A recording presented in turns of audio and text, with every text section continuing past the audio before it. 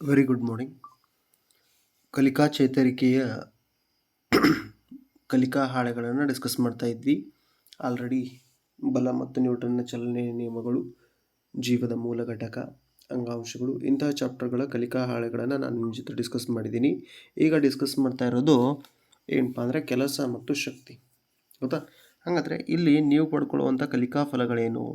ಕೆಲಸದ ವೈಜ್ಞಾನಿಕ ಅರ್ಥವನ್ನು ತಿಳ್ಕೊಳ್ತೀರಾ. ಶಕ್ತಿ ಒಂದು ರೂಪದಿಂದ ಇನ್ನೊಂದು ರೂಪಕ್ಕೆ ಏನಾಗ್ತದೆ ಅಂದರೆ ಪರಿವರ್ತನೆ ಆಗ್ತದೆ. ಆ ಸನ್ನಿವೇಶಗಳನ್ನು ತಿಳ್ಕೊಳ್ತೀರಾ. ಚಲನಶಕ್ತಿ ಮತ್ತು ಪ್ರಚನ ಶಕ್ತಿಗಳನ್ನು ವ್ಯಾಖ್ಯಾನಿಸ್ತೀರಾ. ಚಲನಶಕ್ತಿ ಮತ್ತು ಪ್ರಚನ ಶಕ್ತಿಗೆ ಸಂಬಂಧಿಸಿದಂಥ ಸಮಸ್ಯೆಗಳನ್ನು ಅರ್ಥೈಸ್ಕೊಂಡು ಬಿಡಿಸ್ಲಿಕ್ಕೆ, ಲೆಕ್ಕಾಚಾರ ಮಾಡಲಿಕ್ಕೆ ಸಮರ್ಥರಾಗ್ತೀರಾ. ಚಲನಶಕ್ತಿ ಮತ್ತು ಪ್ರಚನ ಶಕ್ತಿಗಳು ಹೇಗೆ ಸಂರಕ್ಷಿತವಾಗಿದೆಯವ ಅನ್ನೋದನ್ನು ಸಮರ್ಥಿಸ್ಕೊಳ್ತೀರಾ. ಹಾಗಾದರೆ ಕಲಿಕಾಫಲ ಒಂದೇನಪ್ಪ ಅಂದರೆ ಕೆಲಸದ ವೈಜ್ಞಾನಿಕ ಅರ್ಥ ತಿಳ್ಕೊಳ್ಬೇಕು. ಹಾಗಾದರೆ ಕೆಲಸದ ವೈಜ್ಞಾನಿಕ ಅರ್ಥ ತಿಳ್ಕೊಳ್ಬೇಕಾದ್ರೆ ನಾವೇನು ಮಾಡೋಣಪ್ಪ ಅಂದರೆ ಕೆಲವು ಚಟುವಟಿಕೆಗಳನ್ನು ನೋಡೋಣ. ಚಿತ್ರ 1.1ರಲ್ಲಿ ಏನಪ್ಪ ಅಂದರೆ ಒಬ್ಬ ಹುಡುಗ ಒಂದು ಪೆಟ್ಟಿಗೆಯನ್ನು ಎಳಿತಾ ಇದ್ದಾನೆ ಹಗ್ಗ ಹಾಕಿ. ಆಮೇಲೆ ಪೆಟ್ಟಿಗೆ ಏನಾಗಿದೆ ಅಂದರೆ ಒಂದು ಬದಿಯಿಂದ ಇನ್ನೊಂದು ಬದಿಗೆ ಸಾಗಿದೆ. ಹೌದಾ? ಹಾಗಾದರೆ ಕೆಲಸ ನಡೆದಿದೆ ಅಂತ ಅರ್ಥ. ಇಲ್ಲಿ ಹುಡುಗ ಏನು ಮಾಡುತ್ತಿದ್ದಾನೆ? ಇಲ್ಲಿ ಹುಡುಗ ಏನು ಮಾಡ್ತಾನೆ ಅಂದರೆ ಪೆಟ್ಟಿಗೆಯನ್ನು ಇಳಿತಾ ಇದ್ದಾನೆ. ಪೆಟ್ಟಿಗೆ ಎಳೆಯುತ್ತಿದ್ದಾನೆ. ನೆಕ್ಸ್ಟ್, ಪೆಟ್ಟಿಗೆಯ ಸ್ಥಾನ ಬದಲಾಗಿದೆ. ಹೌದು, ಪೆಟ್ಟಿಗೆಯ ಸ್ಥಾನ ಏನಾಗಿದೆ ಅಂದರೆ ಬದಲಾಗಿದೆ. ನೆಕ್ಸ್ಟು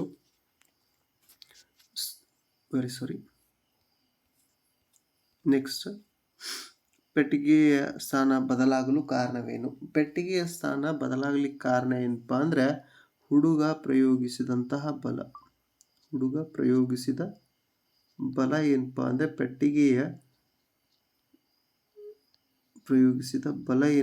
ಪೆಟ್ಟಿಗೆಯ ಸ್ಥಾನ ಬದಲಾಗಲಿಕ್ಕೆ ಕಾರಣ ಆಗಿದೆ. ಹೌದಾ? ನೆಕ್ಸ್ಟ್ ಇಲ್ಲೊಂದು ಏನಪ್ಪ ಅಂದರೆ ಕೆಲಸ ನಡೆದಿದೆಯೇ ಅಂತ ಒಂದು ಚಟುವಟಿಕೆ ಕೊಟ್ಟಿದ್ದಾರೆ. ಒಂದು ಕಾಯ ಇದೆ, ಅದರ ಮೇಲೆ ಒಂದು ನ್ಯೂಟನ್ ಬಲ ಪ್ರಯೋಗಿಸಿದ್ದಾರೆ. ಕಾಯ ಏನಾಗಿದೆ ಅಂದರೆ 1 ಮೀಟರ್ ಚಲಿಸಿದೆ. 1 ಮೀಟರ್ ಏನಾಗಿದೆ ಚಲಿಸಿದೆ. ಹಾಗಾದರೆ ಇಲ್ಲಿ ಕಾಯದ ಮೇಲೆ ಎಷ್ಟು ಬಲ ಪ್ರಯೋಗವಾಗಿದೆ? ಇಲ್ಲಿ ಕಾಯದ ಮೇಲೆ ಎಷ್ಟು ಬಲ ಪ್ರಯೋಗವಾಗಿದೆ? 1 ನ್ಯೂಟನ್. ಕಾಯವು ಎಷ್ಟು ದೂರ ಚಲಿಸಿದೆ ಅಂತ ಕೇಳಿದರೆ, ಕಾಯ ಏನಾಗಿದೆ ಅಂದರೆ 1 ಮೀಟರ್ ದೂರ ಚಲಿಸಿದೆ. ಹಾಗಾದರೆ ಕಾಯದ ಮೇಲೆ ಬಲವು ಮಾಡಿದ ಕೆಲಸ ಎಷ್ಟು? ಹಾಗಾದರೆ ಕಾಯದ ಮೇಲೆ ಬಲ ಮಾಡಿದಂಥ ಕೆಲಸ ಎಷ್ಟಪ್ಪ ಅಂದರೆ 1 ಜೌಲ್. ಹಾಗಾದರೆ 1 ಜೌಲ್ ಅಂದರೆ ಏನು? ಒಂದು ಕಾಯದ ಮೇಲೆ 1 ನ್ಯೂಟನ್ ಬಲ ಪ್ರಯೋಗಿಸ್ತೀವಿ, ಆವಾಗ ಕಾಯ 1 ಮೀಟರ್ ಚಲಿಸ್ತದೆ. ಹಾಗಾದರೆ ಆ ಕಾಯ ಮಾಡಿದಂಥ ಕೆಲಸ ಎಷ್ಟಪ್ಪ ಅಂದರೆ 1 ಜೌಲ್. ಇದೇನಪ್ಪ ಅಂದರೆ 1 ಜೌಲ್. ನೋಡಿ, ಮತ್ತೊಂದು ಸಲ ಹೇಳ್ತೀನಿ. ಒಂದು ಕಾಯದ ಮೇಲೆ 1 ನ್ಯೂಟನ್ ಬಲ ಪ್ರಯೋಗಿಸ್ತೀವಿ. ಯಾವ ದಿಕ್ಕಿನಲ್ಲಿ ಬಲ ಪ್ರಯೋಗಿಸಿದಲ್ಲ ಅದೇ ದಿಕ್ಕಿನಲ್ಲಿ ಕಾಯ ಏನಾಗ್ತದೆ ಅಂದರೆ 1 ಮೀಟರ್ ಚಲಿಸ್ತದೆ. ಹಾಗಾದರೆ 1 ಮೀಟರ್ ಚಲಿಸಿದೆ ಅಂದರೆ ಅದೇ ಏನಪ್ಪ ಅಂದರೆ ಆ ಕಾಯ ಮಾಡಿದಂಥ ಕೆಲಸ 1 ಜೌಲ್. ಆದ್ದರಿಂದ ಕೆಲಸವನ್ನು ಪ್ರಯೋಗಿಸಿದ ಬಲ ಮತ್ತು ಸ್ಥಾನ ಪಲ್ಲಟಗಳ ಗುಣಲಬ್ಧ ಅಂತ ಹೇಳ್ತೀವಿ. ಹಾಗಾದ್ರೆ ಕೆಲಸ ಬಲ ಇಂಟು ಸ್ಥಾನ ಪಲ್ಲಟ. ಇನ್ನು ಒಂದು ಕಾಯದ ಮೇಲೆ 1 ನ್ಯೂಟನ್ ಬಲ ಪ್ರಯೋಗವಾದಾಗ ಆ ಕಾಯವು ಬಲದ ದಿಕ್ಕಿನಲ್ಲಿ 1 ಮೀಟರ್ ಕ್ರಮಿಸಿದ್ರೆ ಅದನ್ನೇ ನಾವೇನು ಕರಿತೀವಿ ಅಂದರೆ 1 ಜೌಲ್ನಷ್ಟು ಕೆಲಸ ನಡೆದಿದೆ ಅಂತ ಕರಿತೀವಿ. ಹಾಗಾದರೆ ಕೆಲಸದ ಏನಪ್ಪ ಅಂದರೆ ಸಮೀಕರಣ W=F. W ಅಂದರೆ ವರ್ಕ್, F ಅಂದರೆ ಫೋರ್ಸ್ ಬಲ, S ಅಂದರೆ ಡಿಸ್ಪ್ಲೇಸ್ಮೆಂಟ್ ನಡೆದ ಕಾಯದ ಸ್ಥಾನ ಪಲ್ಲಟ. ಹಾಗಾದರೆ ಏನಪ್ಪ ಅಂದರೆ W ಬಲವನ್ನು ನಾವು ನ್ಯೂಟನ್ ಅಳಿತೀವಿ, ಅದಕ್ಕೆ 1 ನ್ಯೂಟನ್. ಸ್ಥಾನ ಪಲ್ಲಟವನ್ನು ಮೀಟರ್ ಅಳಿತೀವಿ, ಹಂಗಾರೆ 1 ಮೀಟರ್. 1 ನ್ಯೂಟನ್ ಮೀಟರನ್ನು 1 ಜೌಲ್ ಅಂತ ಹೇಳ್ಬೋದು. 1 ನ್ಯೂಟನ್ ಮೀಟರ್ನ 1 ಜೌಲ್ ಅಂತ ಏನು ಮಾಡ್ಬೋದು ಹೇಳ್ಬೋದು. ಹಾಗಾದರೆ ನಡೆದ ಕೆಲಸ 1 ಜೌಲ್ ಆಗಿದ್ದಾಗ ಆ ಕಾಯದ ಮೇಲೆ ಪ್ರಯೋಗಿಸಿದ ಬಲ ಎಷ್ಟಿರ್ತದಪ್ಪ ಅಂದರೆ 1 ನ್ಯೂಟನ್. ಆಮೇಲೆ ಕಾಯದ ಸ್ಥಾನ ಬದಲಾವಣೆ ಎಷ್ಟಾಗಿರ್ತದೆ? 1 ಮೀಟರ್ ಆಗಿರ್ತದೆ. ಇನ್ನು ಭೌತಿಕವಾಗಿ ಕೆಲಸ ಎಂದರೇನು? ಹೌದಾ? ನಮ್ಮ ಚಟುವಟಿಕೆಗಳನ್ನು ಗಮನಿಸಿ. ಭೌತಿಕವಾಗಿ ನಡೆದ ಕೆಲಸ ಯಾವುದು? ಹೌದಾ? ಅದಕ್ಕೆ ಸರಿ ಮಾರ್ಕ್ ಅಂತ ಬಳಸಿ ಗುರುತಿಸ್ರಿ ಅಂತ ಹೇಳಿದ್ದಾರೆ. ಒಬ್ಬ ವ್ಯಕ್ತಿ 100 ಮೀಟರ್ ಓಟದ ಸ್ಪರ್ಧೆಯಲ್ಲಿ ಓಡ್ತಾ ಇದ್ದಾನೆ, ಹಾಗಾದರೆ ಅಲ್ಲಿ ಕೆಲಸ ನಡೆದಿದೆ ಅಂತ ಅರ್ಥ. ಆಟದ ಕಾರನ್ನು ತಳ್ಳುವುದು, ಹಾಗಾದರೆ ಅಲ್ಲೂ ಕೂಡ ಕೆಲಸ ನಡೆದಿದೆ ಅಂತ ಹೇಳ್ತಾ. 5 kg ಭಾರವನ್ನು ತಲೆಯ ಮೇಲೆ ಹೊತ್ತು ನಿಲ್ಲೋದು, ಹೌದಾ? ಹಾಗಾದರೆ ಅಲ್ಲಿ ಸ್ಥಾನದ ಬದಲಾವಣೆ ಇಲ್ಲ. ಬಲ ಪ್ರಯೋಗಿಸಿದ್ದೀವಿ, ಅದರ ಸ್ಥಾನದ ಬದಲಾವಣೆ ಇಲ್ಲ, ಹಾಗಾದರೆ ಕೆಲಸ ನಡೆದಿಲ್ಲ.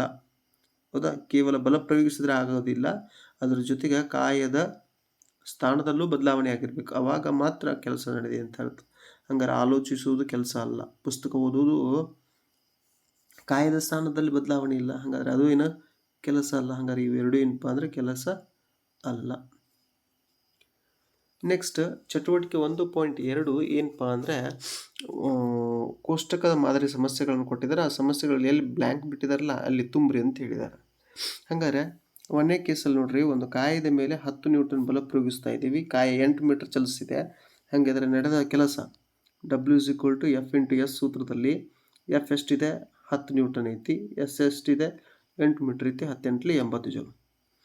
ಹಾಗಾದ್ರೆ W = F × S ಏನು ಸೂತ್ರ ಐತಿಲ್ಲ, ಈ ಸೂತ್ರ ಡಿಪೆಂಡ್ ಅಪಾನ್ ಸಿಚುವೇಶನ್ ಚೇಂಜ್ ಆಗುತ್ತೆ. 2ನೇ ಕೇಸಲ್ಲಿ 12 ನ್ಯೂಟನ್ ಬಲ ಕೊಟ್ಟಿದ್ದಾರೆ, ಆಮೇಲೆ ನಡೆದ ಕೆಲಸ 60 ಜೌಲ್ ಕೊಟ್ಟಿದ್ದಾರೆ. ನಡೆದ ಕೆಲಸ ಏನಾಗಿದೆ? 60 ಜೌಲ್ ಕೊಟ್ಟಿದ್ದಾರೆ. ಚಲಿಸಿದ ದೂರವನ್ನು ಕಂಡುಹಿಡಿಯಬೇಕು. ಚಲಿಸಿದ ದೂರವನ್ನು ಕಂಡುಹಿಡಿಯಬೇಕಾದ್ರೆ S = W/F ಆಗ್ತದೆ. S = W/F. ಹೌದಾ? ಹಾಗಾದರೆ W ಎಷ್ಟಿದೆ? 60 ಇದೆ. W ಎಷ್ಟಿದೆ? 60 ಜೌಲ್ ಇದೆ. ಆಮೇಲೆ F ಎಷ್ಟಿದೆ? 12 ನ್ಯೂಟನ್ ಇದೆ. ಹೌದಾ? 12 ಒಂದಲೇ 12 ಐದಲೇ 12 ಐದಲೇ. ಹಾಗಾದರೆ ಚಲಿಸಿದ ದೂರ ಎಷ್ಟಪ್ಪ ಅಂದರೆ 5 ಮೀಟರ್. 12 ಐದಲೇ 60. 12 ಐದಲೇ 60. 2 ಗುಣಿಸಿದಾಗ 60 ಬರಬೇಕು. ಹೌದಾ? ಸೂತ್ರ ಅಲ್ಟರ್ ಆಗಿದೆ. ಯಾವ ರೀತಿಯಾಗಿ ಅಲ್ಟರ್ ಆಗಿದೆ ಅನ್ನೋದು ನಾನು ಹೇಳಿಕೊಟ್ಟೆ. ನೆಕ್ಸ್ಟ್ 3ನೇ ಕೇಸಲ್ಲಿ ಏನು ಕೊಟ್ಟಿದ್ದಾರಪ್ಪ ಅಂದರೆ ಚಲಿಸಿದ ದೂರ S ಕೊಟ್ಟಿದ್ದಾರೆ. ಎಷ್ಟಿದೆ? 7 ಮೀಟರ್ ಇದೆ. ಆಮೇಲೆ ಏನು ಕೊಟ್ಟಿದ್ದಾರೆ? ನಡೆದ ಕೆಲಸ ಕೊಟ್ಟಿದ್ದಾರೆ. ಎಷ್ಟಿದೆ? 42 ಜೌಲ್ ಇದೆ. ಏನು ಕಂಡುಹಿಡಿ ಅಂತ ಹೇಳಿದಾರ? ಪ್ರಯೋಗಿಸಿದ ಬಲ F = ಕ್ವಶನ್ ಮಾರ್ಕ್. ಹಂಗಾರೆ F = W into sorry very sorry F = very sorry F = ಇದು ಯಾಕೆ F ಅಂತ ಬರ್ತಾ ಇದೆ ಪ್ರತಿ ಸಲ? ಓಕೆ ಇರಲಿ. W = F × S ಈ ರೀತಿಯಾಗಿ ತೆಗೆದುಕೊಂಡಾಗ ಬಲವನ್ನು ಕಂಡುಹಿಡಿಯಬೇಕಾಗಿದೆ. ಹಂಗಾರೆ ಸೂತ್ರ ಏನಾಗ್ತದೆ? W/S = F ಆಗ್ತದೆ. F ಅನ್ನು ಕಂಡುಹಿಡಿಯಬೇಕಾಗಿದೆ. ಹಂಗಾರೆ W ಎಷ್ಟು ಕೊಟ್ಟಿದ್ದಾರೆ? 42 ಜೌಲ್ ಕೊಟ್ಟಿದ್ದಾರೆ. S ಎಷ್ಟು ಕೊಟ್ಟಿದ್ದಾರೆ? 7. 7 ಒಂದಲೇ 7 ಆರಲೇ 42. 7 ಆರಲೇ 42. ಹಂಗಾರೆ 6ಲೇ ಏನಪ್ಪ ಅಂದರೆ 6 ನ್ಯೂಟನ್ ಬಲ ಪ್ರಯೋಗ ಆಗೈತಿ. ಎಷ್ಟು ನ್ಯೂಟನ್? 6 ನ್ಯೂಟನ್. 6 7 42. ನೋಡಿರಿ, W = F × S ಮಾಡಿರಿ. ಹೌದಾ? F ಎಷ್ಟಿದೆ? 6 ನ್ಯೂಟನ್ನ. ಚಲಿಸಿದ ದೂರ ಎಷ್ಟೈತಿ? 7 ಮೀಟರ್. 6 7 42. 42 ಜೌಲ್ ಆನ್ಸರ್ ಬರ್ತಾ ಇದೆಯಾ? ಹಂಗಾರೆ ನೀವು ಬಿಡಿಸಿದ್ದೇನಿದೆ ಸರಿ ಇದೆ. ಹೌದಾ? W = F × S ಸೂತ್ರ ಏನಾಗ್ತದೆ ಅಂದ್ರೆ ಅಲ್ಟರ್ ಆಗ್ತದೆ ಅನ್ನೋದನ್ನು ನಾವು ತಿಳ್ಕೊಳ್ತೀವಿ. ಇನ್ನು ಚಟುವಟಿಕೆ 1.3ರಲ್ಲಿ ಕೆಲಸದ ಧನ ಅಥವಾ ಋಣಾತ್ಮಕವಾಗಿರ್ಬೋದು. ಕೆಲಸ ಏನಾಗಿರ್ಬೋದು? ಧನ ಅಥವಾ ಋಣಾತ್ಮಕವಾಗಿರ್ಬೋದು. ಹಾಗಾದರೆ ಒಂದು ಕಾಯದ ಮೇಲೆ ಏನು ಮಾಡ್ತಾ ಇದ್ದಾರೆ ಅಂದರೆ ನೂಕು ಬಲವನ್ನು ಹಾಕ್ತಾ ಇದ್ದಾರೆ. ನೂಕು ಬಲವನ್ನು ಹಾಕಿದಾಗ ಕಾಯ ಏನಾಗ್ತಾ ಇದೆ ಅಂದರೆ ಒಂದು ದಿಕ್ಕಿನಲ್ಲಿ ಚಲಿಸ್ತಾ ಇದೆ. ಆದರೆ ಅದರ ವಿರುದ್ಧ ದಿಕ್ಕಿನಲ್ಲಿ ವರ್ತಿಸುವಂಥ ಬಲ ಯಾವುದಪ್ಪ ಅಂದರೆ ಘರ್ಷಣಾ ಬಲ. ಹಾಗಾದರೆ ಈ ಮೇಲಿನ ಚಿತ್ರ ನಮಗೇನು ತೋರಿಸ್ಕೊಡ್ತದೆ? ಇಲ್ಲಿ ಕಾಯವು ಚಲಿಸುವಂತೆ ಮಾಡುತ್ತಿರುವಂಥ ಬಲ. ಇಲ್ಲಿ ಕಾಯವು ಚಲಿಸುತ್ತಿರುವಂತೆ ಮಾಡುತ್ತಿರುವಂಥ ಬಲ ಯಾವುದಪ್ಪ ಅಂದರೆ ನೂಕು ಬಲ. ನೆಕ್ಸ್ಟ್, ಸ್ವಲ್ಪ ಸಮಯ ಚಲಿಸಿದ ನಂತರ ಕಾಯವು ನಿಲ್ಲುತ್ತದೆ. ಇದಕ್ಕೆ ಕಾರಣವಾದ ಬಲ ಘರ್ಷಣಾ ಬಲ. ಅದು ಕಾಯ ನಿಲ್ಲಲಿಕ್ಕೆ ಕಾರಣ ಯಾವುದು? ಘರ್ಷಣಾ ಬಲ. ನೆಕ್ಸ್ಟ್, ಹಾಗಾದರೆ ಕಾಯದ ಚಲನೆಗೆ ವಿರುದ್ಧ ದಿಕ್ಕಿನಲ್ಲಿ ವರ್ತಿಸಿದ ಬಲವನ್ನು ಋಣಾತ್ಮಕವಾಗಿದೆ. ಈಗ ನೀವು ಕೆಲಸವು ಈಗ ಧನಾತ್ಮಕವೋ ಋಣಾತ್ಮಕ? ನೋಡ್ರಿ, ಕಾಯ ನಾವು ಯಾವ ದಿಕ್ಕಿನಲ್ಲಿ ಬಲ ಪ್ರಯೋಗಿಸಿದ್ದೀವಲ್ಲ ಅದೇ ದಿಕ್ಕಿನಲ್ಲಿ ಚಲಿಸೈತಿ. ಹಾಗಾದ್ರೆ ಇದು ಧನಾತ್ಮಕ. ನಡೆದ ಕೆಲಸ ಏನಪ್ಪ? ಧನಾತ್ಮಕ. ಅದರ ವಿರುದ್ಧ ದಿಕ್ಕಿನಲ್ಲಿ ಏನಾದರೂ ಕಾಯ ಚಲಿಸಿತ್ತಂದ್ರೆ ಋಣಾತ್ಮಕ ಅಂತ ಹೇಳ್ಬೋದಿತ್ತು. ಕಾಯ ಚಲಿಸುತ್ತಿದ್ದಾಗ ಕಾಯವು ಧನಾತ್ಮಕವೋ ಅಥವಾ ಋಣಾತ್ಮಕ? ಅದು ಕೂಡ ಏನಪ್ಪ ಅಂದರೆ ಧನಾತ್ಮಕ. ಚಲಿಸುತ್ತಿದ್ದಾಗ ಅಂತ ಕೇಳಿದ್ರು. ಹಂಗಾರೆ ಅದು ಕೂಡ ಏನು? ಧನಾತ್ಮಕ. ಇನ್ನು ಕಲಿಕಾ ಫಲ 2 ಶಕ್ತಿಯ ಅರ್ಥೈಸುವಿಕೆ ಏನಪ್ಪ ಅಂದರೆ ಚಟುವಟಿಕೆ 2.1 ಏನು ಕೊಟ್ಟಿದ್ದಾರೆ ಅಂದರೆ ಈ ವಾಕ್ಯಗಳನ್ನು ಪೂರ್ಣ ಮಾಡು. ಈ ವಾಕ್ಯಗಳನ್ನು ಪೂರ್ಣ ಮಾಡು. ಹೌದಾ? ಹಾಗಾದರೆ ವೇಗವಾಗಿ ಬರುತ್ತಿರುವ ಚೆಂಡು ವಿಕೆಟ್ಗೆ ಬಡಿದಾಗ, ಹೌದಾ, ವಿಕೆಟ್ಗಳು ಉರುಳಿ ಬೀಳುತ್ತವೆ ಅಥವಾ ವಿಕೆಟ್ಗಳು ತಮ್ಮ ಸ್ಥಾನವನ್ನು ಏನು ಮಾಡ್ತಾವೆ? ವಿಕೆಟ್ಗಳು ಉರುಳುತ್ತವೆ. ವಿಕೆಟ್ಗಳು ಉರುಳುತ್ತವೆ. ಚಟುವಟಿಕೆ ಕೊಟ್ಟಿದ್ದಾರೆ, ಅದಕ್ಕೆ ತಕ್ಕಂತೆ ನಾವೇನು ಮಾಡ್ಬೇಕಂದ್ರೆ ಆನ್ಸರ್ ಬರೀಬೇಕು. ನೆಕ್ಸ್ಟ್ ನೋಡ್ರಿ, ಸುತ್ತಿಗೆಯನ್ನು ಎತ್ತಿ ಜೋರಾಗಿ ಮರದ ಹಲಗೆಯ ಮೇಲೆ ಕಬ್ಬಿಣದ ಮೊಳೆಗೆ ಹೊಡೆದಾಗ, ಸುತ್ತಿಗೆಯನ್ನು ಎತ್ತಿ ಜೋರಾಗಿ ಮರದ ಹಲಗೆಯ ಮೇಲೆ ಕಬ್ಬಿಣದ ಮೊಳೆಗೆ ಹೊಡೆದಾಗ ಏನಾಗ್ತದೆ? ಕಬ್ಬಿಣದ ಮೊಳೆಗೆ ಹೊಡೆದಾಗ, ಹೌದಾ, ಏನಪ್ಪ ಅಂದರೆ ಕಬ್ಬಿಣದ ಮೊಳೆ ಕಟ್ಟಿಗೆ ಹಲಗೆಯಲ್ಲಿ ಏನಪ್ಪ ಅಂದರೆ ಮತ್ತಿಷ್ಟು ಆಳಕ್ಕೆ ಇಳಿತದ. ಮತ್ತಿಷ್ಟು ಏನಾಗ್ತದ? ಆಳಕ್ಕೆ ಇಳಿತದ. ಗಾಳಿ ತುಂಬಿದ ಬಲೂನನ್ನು ಜೋರಾಗಿ ಅಂಗೈಗಳಿಂದ ಅಮುಕಿದಾಗ ಬಲೂನ್ ಆಗ್ತದೆ ಅಂದ್ರೆ ವಿರೂಪಗೊಳ್ತದೆ ಅಥವಾ ಚಪ್ಪಟೆಗೊಳ್ತದೆ. ಇಲ್ಲಿ ಕಾಯಗಳು ವಿಭಿನ್ನ ವಿಧಾನಗಳಲ್ಲಿ ಕೆಲಸ ಮಾಡುವ ಸಾಮರ್ಥ್ಯ ಹೊಂದಿವೆ ಅಲ್ಲವೇ? ಹೌದು. ಇದೇ ಆ ಕಾಯು ಹೊಂದಿರುವಂಥ ಶಕ್ತಿ. ಇದೇ ಏನಪ್ಪ ಅಂದರೆ ಆ ಕಾಯಗಳು ಹೊಂದಿರುವಂಥ ಶಕ್ತಿ. ಯಾವಾಗ ಸುತ್ತಿಗೆಯಿಂದ ಮೊಳೆ ಹೊಡೆದಾಗ ಮೊಳೆ ಏನಾಗ್ತದೆ ಅಂದ್ರೆ ಹಲಗೆಯ ಒಳಗಡೆ ಚಲಿಸ್ತಲ್ಲ, ಅದು ಆ ಕಾಯ ಹೊಂದಿರುವಂಥ ಶಕ್ತಿ. ವೇಗವಾಗಿ ಬರುತ್ತಿರುವಂಥ ಚೆಂಡು ವಿಕೆಟ್ಗೆ ಹೊಡೆದಾಗ ವಿಕೆಟ್ಗಳೇನು ಬೀಳ್ತಾವಲ್ಲ, ಅದು ಕಾಯ ಹೊಂದಿರುವಂಥ ಶಕ್ತಿ. ಅಥವಾ ಗಾಳಿ ತುಂಬಿದ ಬಲೂನನ್ನು ಜೋರಾಗಿ ಅಂಗೈಗಳಿಂದ ಅಮುಕಿದಾಗ ಅವು ಸಂಪೀಡನೆಗೆ ಒಳಗಾಗ್ತಾವಲ್ಲ, ಅಥವಾ ತಮ್ಮ ಆಕಾರ ಅಥವಾ ಗಾತ್ರವನ್ನು ಕಳ್ಕೊಳ್ತಾವಲ್ಲ, ಅದು ಅವು ಗಳಿಸಿಕೊಂಡಂಥ ಶಕ್ತಿ. ಇಲ್ಲಿ ಕಾಯಗಳು ಏನಪ್ಪ ಅಂದರೆ ವಿಭಿನ್ನ ವಿಧಾನಗಳಲ್ಲಿ ಕೆಲಸ ಮಾಡುವಂಥ ಸಾಮರ್ಥ್ಯ ಹೊಂದಿವೆ. ಹೌದಾ? ಅದಕ್ಕೆ ಆ ಕಾಯಗಳೆಲ್ಲ ಏನಾಗಿದಾವಪ್ಪ ಅಂದರೆ ಶಕ್ತಿಯನ್ನು ಹೊಂದಿದಾವೆ. ಈಗ ಮೇಲಿನ 3 ಸಿಚುವೇಶನ್ಗಳನ್ನು ವಾಕ್ಯ 1, ವಾಕ್ಯ 2 ಮತ್ತು ವಾಕ್ಯ 3 ಅಂತ ತಗೊಳ್ಳೋಣ. ಶಕ್ತಿ ವರ್ಗಾಯಿಸಿದಂಥ ಕಾಯ, ಮೊದಲನೇ ಕೇಸಲ್ಲಿ ನೋಡ್ರಿ, ವಿಕೆಟ್ಗೆ ಏನು ಹೊಡಿತಾ ಇದೆ? ಚೆಂಡು ಹೊಡಿತಾ ಇದೆ. ಹಂಗಾರೆ ಶಕ್ತಿ ವರ್ಗಾಯಿಸಿದ ಕಾಯ ಚೆಂಡು, ಶಕ್ತಿ ಪಡೆದುಕೊಂಡ ಕಾಯ ವಿಕೆಟ್. ಇನ್ನು ಎರಡನೇ ಕೇಸಲ್ಲಿ ಮೊಳೆ, ಹಲಗೆಗೆ ಮೊಳೆಯನ್ನು ಹೊಡಿತಾ ಇದ್ದೀವಿ. ಹಂಗಾರೆ ಶಕ್ತಿ ವರ್ಗಾಯಿಸಿದ ಕಾಯ ಸುತ್ತಿಗೆಯಿಂದ ಮೊಳೆಯನ್ನು ಹೊಡಿತಾ ಇದ್ದೀವಿ. ಆಮೇಲೆ ಶಕ್ತಿಯನ್ನು ಪಡೆದುಕೊಂಡಂಥ ಕಾಯ ಮೊಳೆ. ಹೌದಾ? ಅದೇ ರೀತಿಯಾಗಿ ಮೂರನೇ ಕೇಸಲ್ಲಿ ಗಾಳಿ ತುಂಬಿದಂಥ ಬಲೂನನ್ನು ಅಂಗೈಗಳಿಂದ ಅಮುಕಿದಾಗ, ಹೌದಾ, ಗಾಳಿ ತುಂಬಿದಂಥ ಬಲೂನನ್ನು ಅಂಗೈಗಳಿಂದ ಅಮುಕಿದಾಗ ಅದೇನಾಗ್ತದೆ? ಸಂಪೀಡನೆಗೆ ಒಳಗಾಗ್ತದೆ. ಹಂಗಾರೆ ಶಕ್ತಿ ವರ್ಗಾಯಿಸಿದ ಕಾಯ ಅಂಗೈ, ಶಕ್ತಿ ಪಡೆದುಕೊಂಡಂಥ ಕಾಯ ಯಾವುದು? ಬಲೂನ್. ಯಾವುದು? ಬಲೂನ್. ಹಾಗಾದರೆ ನಿಮಗೆ ತಿಳಿದಿರುವಂಥ ಶಕ್ತಿಯ ರೂಪಗಳನ್ನು ಹೆಸರಿಸಿ. ಉದಾಹರಣೆಗೆ ಅವ್ರು ಏನು ಮಾಡಿದಾರೆ ಅಂದರೆ ಶಾಖ ಶಕ್ತಿ ಅಂತ ಕೊಟ್ಟಿದ್ದಾರೆ. ನಾನೇನು ಮಾಡ್ತೀನಿ ಅಂದರೆ ಉಷ್ಣ ಶಕ್ತಿ ಅಂತ ತಗೋತೀನಿ. ಅದಾದ ನಂತರ ಬೆಳಕಿನ ಶಕ್ತಿ ಅಂತ ತಗೋತೀನಿ. ಶಾಖ ಶಕ್ತಿ, ಉಷ್ಣ ಶಕ್ತಿ, ಬೆಳಕಿನ ಶಕ್ತಿ, ಯಾಂತ್ರಿಕ ಶಕ್ತಿ. ಹೌದಾ? ಇನ್ನೂ ಹಲವಾರು ರೀತಿಯ ಶಕ್ತಿ, ಪವನ ಶಕ್ತಿ. ಹೌದಾ? ಹಲವಾರು ರೀತಿಯ ಶಕ್ತಿಯ ಆಕಾರಗಳು ಬರ್ತಾವೆ. ಅವುಗಳನ್ನು ಮುಂದೆ ಏನಪ್ಪ ಅಂದರೆ 10th ಸ್ಟ್ಯಾಂಡರ್ಡಲ್ಲಿ ಶಕ್ತಿಯ ಆಕಾರಗಳು ಅನ್ನೋ ಚಾಪ್ಟ್ರಲ್ಲಿ ಡಿಸ್ಕಸ್ ಮಾಡ್ತೀವಿ. ಇನ್ನು ಕಲಿಕಾ ಫಲ 3 ಏನಪ್ಪ ಅಂದರೆ ಚಲನಶಕ್ತಿಯ ಬಗ್ಗೆ ಅಭ್ಯಾಸ ಮಾಡಬೇಕು. ಹಾಗಾದರೆ ಒಂದು ಚಟುವಟಿಕೆ ಕೊಟ್ಟಿದ್ದಾರೆ. ಚಟುವಟಿಕೆ 3.1ರಲ್ಲಿ ಏನಪ್ಪ ಅಂದರೆ 50 ಸೆಂಟಿಮೀಟ್ರ್, ಈ ರೀತಿ 50 ಸೆಂಟಿಮೀಟ್ರ್ ಲಂಬವಾಗಿ ಸೀಳಿರುವಂತಹ ಏನಪ್ಪ ಅಂದರೆ ಅರ್ಧ PUC ಪೈಪನ್ನು ಅರ್ಧ ಕಟ್ ಮಾಡಿರ್ತಾರಲ್ಲ ಅಂತ PUC ಪೈಪನ್ನು ತಗೊಳ್ರಿ. ಆಮೇಲೆ ಅದರ 4 ಸಮಗಾತ್ರದ ಗೋಲಿಗಳನ್ನು ತಗೊಳ್ರಿ. 3 ಸ್ಥಿರವಾಗಿ ಒಂದು ಬಿಂದುವಿನಲ್ಲಿ ಇಡ್ರಿ. ಒಂದು ಗೋಲಿಯಿಂದ ಈ ಗೋಲಿಗಳಿಗೆ ಹೊಡೆಯೋ ಹಾಗೆ ನೋಡ್ಕೊಳ್ರಿ. ಹೌದಾ? ಆಮೇಲೆ ಈಗ 2 ಗೋಲಿಗಳನ್ನು ಉರುಳಿಸು. ಮೊದಲನೇ ಸಲ ಒಂದು ಗೋಲಿ ಉರುಳಿಸಿದ್ರಿ, ಆ ಗೋಲಿ ಏನಾಗಿತ್ತಪ್ಪ ಅಂದರೆ ಇದಕ್ಕೆ ಹೋಗಿ ಡಿಕ್ಕಿ ಹೊಡಿತು. ಡಿಕ್ಕಿ ಹೊಡೆದಾಗ ಈ 3 ಗೋಲಿಗಳೇನಪ್ಪ ಅಂದರೆ ಸ್ವಲ್ಪ ಚಲಿಸ್ತು ಅಂತ ಇಟ್ಕೊಳ್ಳೋಣ. ಇನ್ನು 2 ಗೋಲಿಗಳನ್ನು ನುಗ್ಗಿಸ್ರಿ. ಅವಾಗೂ ಈ ಗೋಲಿಗಳೇನಾಗ್ತಾವೆ? ಚಲಿಸ್ತಾವ. ಆದರೆ ಮೊದಲಿನಗಿಂತ ಏನಾಗ್ತಾವೆ? ಹೆಚ್ಚು ಚಲಿಸ್ತಾವೆ.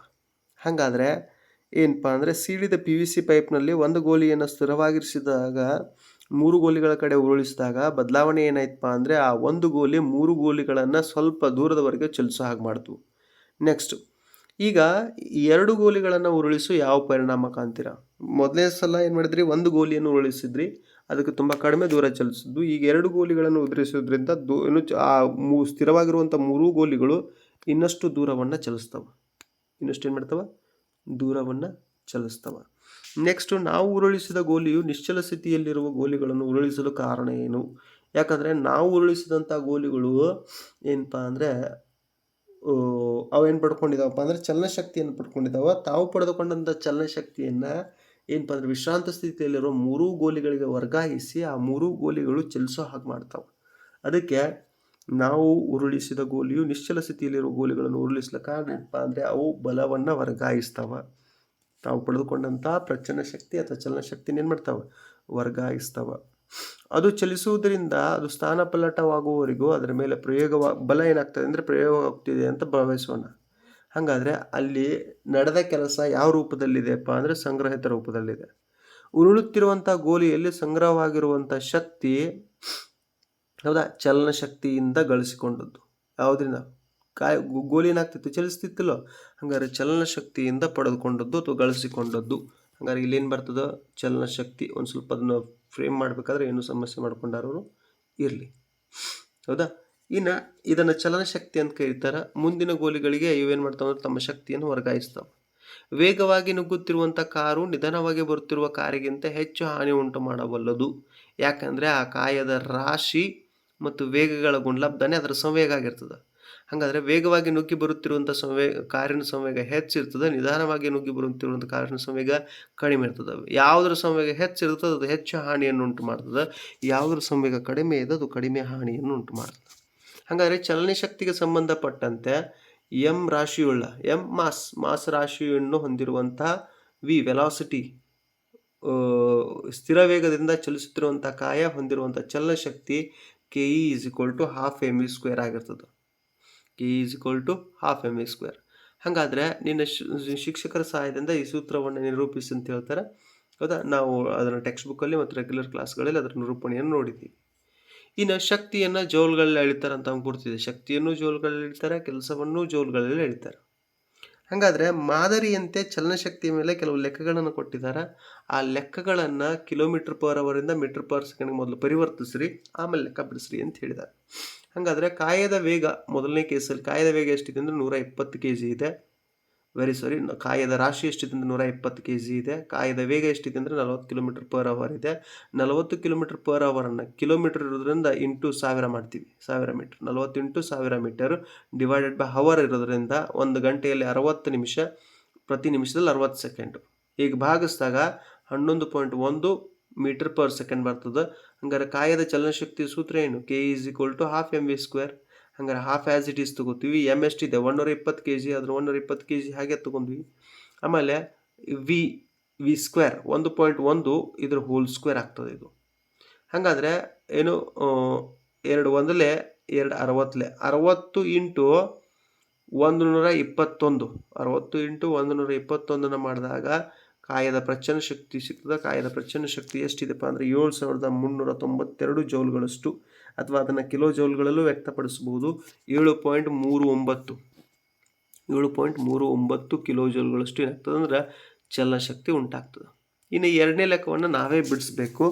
ಏನಪ್ಪ ಅಂದರೆ ಮೊದಲನೇ ಕೇಸಲ್ಲಿ 60 kg ರಾಶಿಯುಳ್ಳ ಕಾಯ ಇತ್ತು. ಮೊದಲನೇ ಕೇಸಲ್ಲಿ 60 kg ರಾಶಿಯುಳ್ಳಂಥ ಕಾಯ ಇತ್ತು. ಈಗ 120 kg ಇತ್ತು. ಎರಡನೇ ಕೇಸಲ್ಲಿ ಎಷ್ಟಿದೆ, 60 kg ರಾಶಿಯುಳ್ಳ ಕಾಯ ಇದೆ.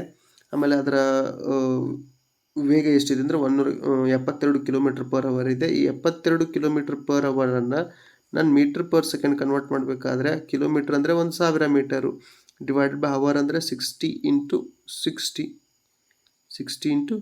ಈ 0 ಏನಾಯ್ತು ಅಂತಂದರೆ ಕ್ಯಾನ್ಸಲ್ ಆಯಿತು. ಹಾಗಾದರೆ 6 1 6 10 60 6 12 ಆಯಿತು. ಹಂಗಾರೆ 6 1 6 2 2 10 20 m/s, ಅಲ್ಲಿ 11.2 m/s ಬಂದಿತ್ತು, ಇಲ್ಲಿ ಎಷ್ಟು ಬಂತು, 20 m/s ಬಂತು. ಯಾವುದ್ರ ಉತ್ತರ, 72 km/h m/s ಕನ್ವರ್ಟ್ ಮಾಡಿದಾಗ ಎಷ್ಟು ಬಂತು, 20 m/s. ಇನ್ ಸ್ಟ್ಯಾಂಡರ್ಡ್ ಫಾರ್ಮುಲಾ ಏನಿದೆ, KE = 12mv² ಅಂತ ಇದೆ. KE = 12mv². ಹಾಗಾದ್ರೆ ಈ ಸೂತ್ರದಲ್ಲಿ 12 × m ಎಷ್ಟಿದೆ, 60 kg ಇದೆ, ಇಂಟು ಏನಪ್ಪ ಅಂದರೆ 20 ಸ್ಕ್ವೇರ್, ಇದು ಎಷ್ಟು 20 ಸ್ಕ್ವೇರ್. ಹಾಗಾದರೆ 12 × 60 × 20 ಸ್ಕ್ವೇರ್ ಏನಿದೆಯಲ್ಲ ಅದು 400. ಹಾಗಾದ್ರೆ 2 1 2 30. ಹಾಗಾದರೆ ಏನಪ್ಪ ಅಂದರೆ 3 4 12, ಈ 3 ಈ 4 3 4 12, ಆಮೇಲೆ 0 ಎಷ್ಟು 3 0. ಹಾಗಾದ್ರೆ 12,000 ಜೌಲ್ಗಳು. ಮೊದಲನೇ ಕೇಸಲ್ಲಿ ಇಲ್ಲಿ ಎಷ್ಟು ಉತ್ತರ ಬಂದಿದೆ, 12,000 ಕಿಲೋ ಜೌಲ್ಗಳು ಬಂದಿದೆ. ಹಾಗಾದ್ರೆ ಮೊದಲನೇ ಕೇಸಲ್ಲಿ ಎಷ್ಟು ಉತ್ತರ ಬಂದಿತ್ತು, 7,392 ಕಿಲೋ ಜೌಲ್ ಬಂದಿತ್ತು. ಹಾಗಾದರೆ ಈ ಎರಡೂ ಕಾಯದ ರಾಶಿಗಳಿಗೆ ಹೋಲಿಸಿದಾಗ ಮತ್ತು ಅವುಗಳ ವೇಗಕ್ಕೆ ಹೋಲಿಸಿದಾಗ, ಹೌದಾ, ಯಾವುದರ ಚಲನಶಕ್ತಿ ಹೆಚ್ಚೈತಪ್ಪ ಅಂದರೆ 60 kg ತೂಕವನ್ನು ಹೊಂದಿರುವಂಥ 72 km/h ವೇಗದಿಂದ ಚಲಿಸುತ್ತಿರುವಂಥ ಕಾಯದ ಚಲನಶಕ್ತಿ ಎಷ್ಟಿದೆಪ್ಪ ಅಂದರೆ 12,000 ಜೌಲ್ ಇದೆ. ಆಮೇಲೆ ಏನಪ್ಪ ಅಂದರೆ 120 kg ದ್ರವ್ಯರಾಶಿಯನ್ನು ಹೊಂದಿದಂತಹ 40 km/h ವೇಗವನ್ನು ಹೊಂದಿದಂತಹ ಕಾಯದ ಚಲನಶಕ್ತಿ ಎಷ್ಟಿದೆಪ್ಪ ಅಂದರೆ 7,392 ಜೌಲ್ಗಳಷ್ಟಿದೆ. ಇಷ್ಟು ಏನಪ್ಪ ಅಂದರೆ ಚಲನಶಕ್ತಿಯ ಬಗ್ಗೆ, ಇನ್ನು ಪ್ರಚನ ಶಕ್ತಿ ಮತ್ತು ಪ್ರಚನ ಶಕ್ತಿಯ ಚಟುವಟಿಕೆಗಳಿಗೆ ಸಂಬಂಧಪಟ್ಟಂತೆ ನೆಕ್ಸ್ಟ್ ಕ್ಲಾಸಲ್ಲಿ ಮತ್ತೆ ವಿವರವಾಗಿ ಅಭ್ಯಾಸ ಮಾಡೋಣ ಅಂತ ಹೇಳ್ತಾ ಥ್ಯಾಂಕ್ ಯು ಸೊ ಮಚ್.